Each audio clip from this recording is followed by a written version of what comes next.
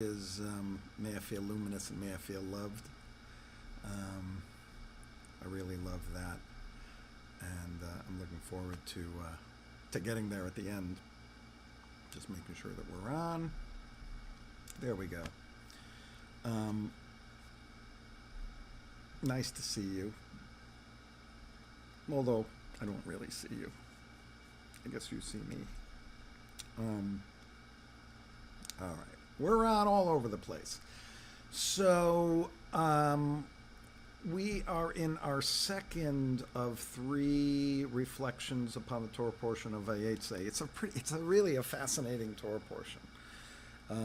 Because it starts out talking about when you go out to battle, and then so much of it has to do with what happens when we live together and exist in the world together.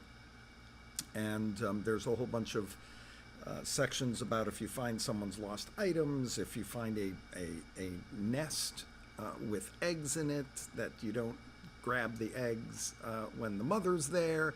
If you find someone's ox in the street, you return it to them. There's a whole bunch of things that have to do with returning items, being fair to people that have lost things. When you come across something haphazardly, what do you do about it? Then there is also a section of I guess the kinds of relationships that are forbidden. You can't marry your father's ex-wife, not your mother, but your father's ex-wife, because he's had several of them probably. So there's a whole section of that.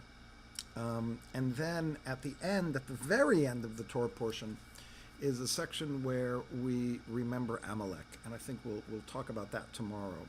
What I wanted to touch upon today is there's one line that over the years has always caught my attention, and it says, when you make a vow to God, make sure that you fulfill it right away. Because it's better that you don't take a vow than take a vow and not be able to fulfill it.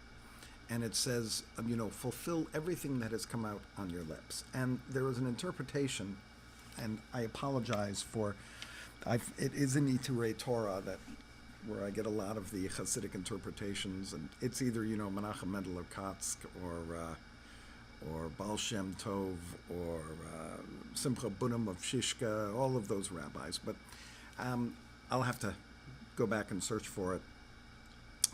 It basically said, it's easy to keep a vow right when you take it, right? You're gung-ho. It's kind of like the reason why in January and February of the new year, places of where you go to work out, like LA Fitness and things like that, their biggest months are January and February, because people make New Year's resolutions and they say, I'm going to work out more. So they join a gym, and then by February they're done. And I think what this interpretation is trying to say is, right when you take a vow, you're excited about it. You've got energy behind it. You know exactly what you want to do. And then as time goes by, the feelings that you have inside of you for that vow that you took wane. So it's much more difficult after a certain amount of time to keep vows that you made months and months ago, if not a year ago or 2 years ago. And so what the advice that's given is, every day renew that vow. Every day you have to say to yourself, this is what I vowed, this is what I've got to keep. And before we started here and I was getting set up, I was thinking, we've been doing this since March of 2020. So we've been doing this for about 2.5 years or so, give or take. And I must say that at first, I was very gung-ho. And during the pandemic especially, Michelle would come and do the meditation in the room with me. The dog would be in the room with me. And there was this kind of excitement around doing these meditations. I did realize that, and it was actually as I came back this year after having a month off from doing it, that to have that same motivation that I had 2.5 years ago to do these that motivation and that energy is no longer with me. I do these meditations in a much different way than I used to. I prepare for them a little bit differently. We've even moved to a different time, although I found it difficult to make this move. And what was in my mind and well, first of all, we even did it 4 days a week when we first started. Now it's only 3. And just my motivation for doing it was different. And as I was reading that in the Torah portion today, I'm thinking to myself, wow, things do morph and change. And the original intention of a vow or the original intention of anything that we do changes over time. It doesn't mean we don't do it, but the motivation for doing it is very different. Hello, Lisa Ponder and Chuck. I'm sorry to take a break here, but Lisa, it's so great to see that you're on with us. I miss you. We had a great time this summer in Israel. I find that my motivation changes, but it doesn't necessarily wane. And part of it comes from when I get up in the morning and I look at my calendar, I make sure that I notice that I've got this at 6 o'clock so that it's in my mindset hello, Irene, as I'm going through my day, I'm leading towards this time when we're doing this meditation, and it comes up in conversation, and it is a part of my kind of everyday experience, but it's a highlight of the experience, which is a little bit different than when I was home the whole time, and it came kind of at the end of the day after many Zoom meetings. Now I don't do as many Zoom meetings, not as much with the technology, but this serves for me now as a real way to bring stillness to a day where I'm running around. It was very different when I was home the whole time. Now I'm in and out. I'm driving here. I'm going there. I'm in the office. I'm at home. I'm still doing Zoom classes, but Zoom meetings, but not as many. And the way that this has worked for me this year is much more about, I really do need this. And although the vow I took 2.5 years ago may not be as strong as it was and the motivation may not be the same, I still have a purpose to performing these meditations and being here with you and you with me that for now is helping to calm me from the renewed craziness of the day. It hadn't been that because I hadn't been going around as crazily as I have for the last couple of weeks. And even though it's much more difficult to sit down and do this, I feel as if it's more important for me to do this now when it is more difficult than when I originally did it and it was easy to keep the vow. And I think that's part of the little teaching that I mentioned earlier, that what that says is, make sure that you continually renew it because vows fade and you don't have as much energy as you did when you first took a vow. It's kind of like a new married couple, right? At the very beginning, everything's new and everything's exciting. And after a while, you get into, let's say, a routine of life. And what I would say is that it's at those moments that the relationships actually grow deeper and more full than at the beginning when things are fantastic. As I always say to couples, it's in the difficult times that you kind of learn what your relationship is like more than in the good times, because it's easy when things are going great. But it's those times when you kind of have to pull yourself out a little bit that really is where learning takes place and where true growth can happen. And that's the way I feel we've had for these meditations. It's a vow that we've all taken to be together from 6 to 6:30 or 5:30 to 6 it used to be. And that it's a time that we can come together. It's special. It's separated. One word for separation, by the way, is kadosh. So this is like holy time for us. And but to keep that motivation going, very difficult, and it has to be done every day.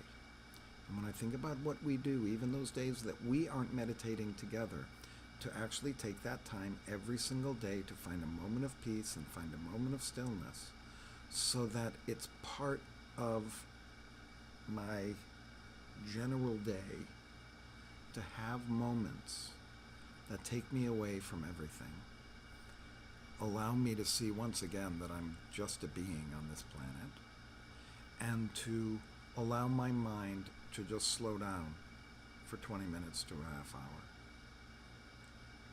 And I have to constantly remind myself of it, because I took the vow to do this, and the original excitement about it maybe has waned, but the depth of what we go through during this time, that continues. And I know, even if it's tough, I know that I still have to do it. All right.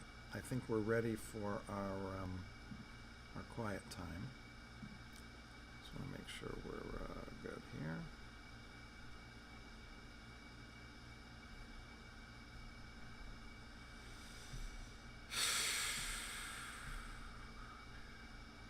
All right.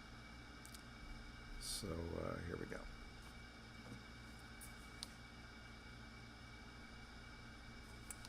Get yourself into a comfortable position where you can find stillness but still have some energy. And we close our eyes. And we just concentrate on our breath.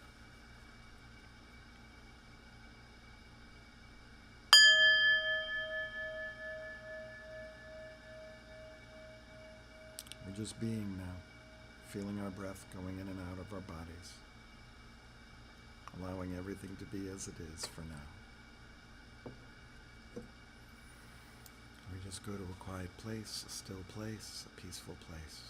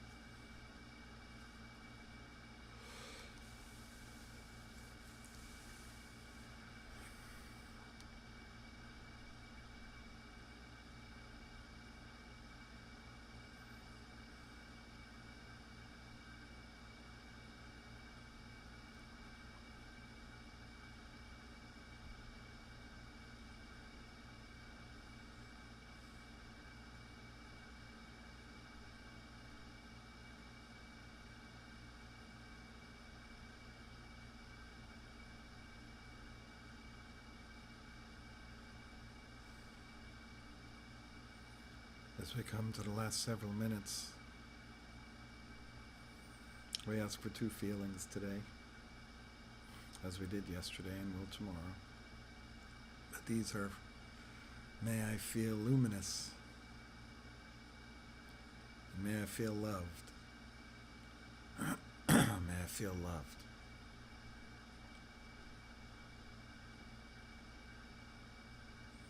May I feel loved.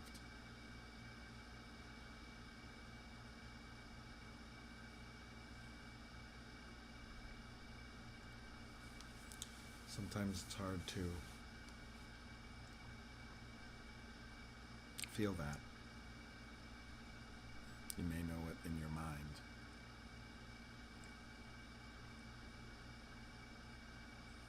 But can you feel the love that those who love you have?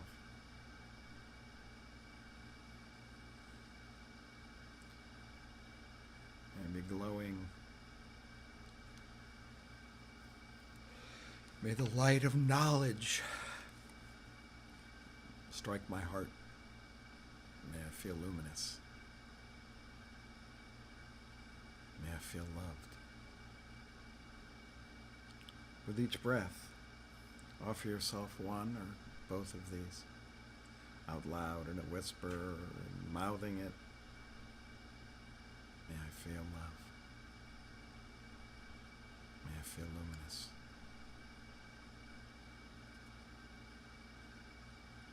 May I feel luminous.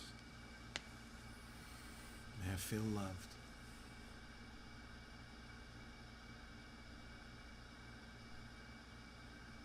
May I feel loved. May I feel luminous. May I feel luminous. May I feel loved.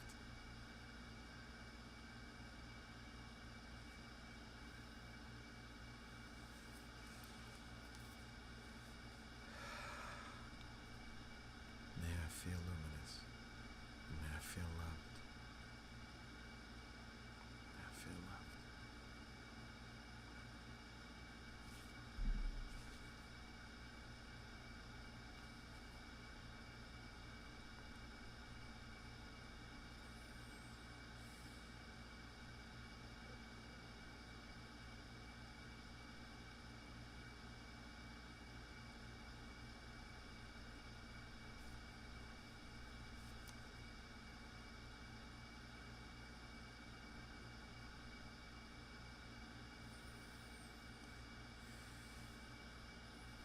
Let's just return now to our breath.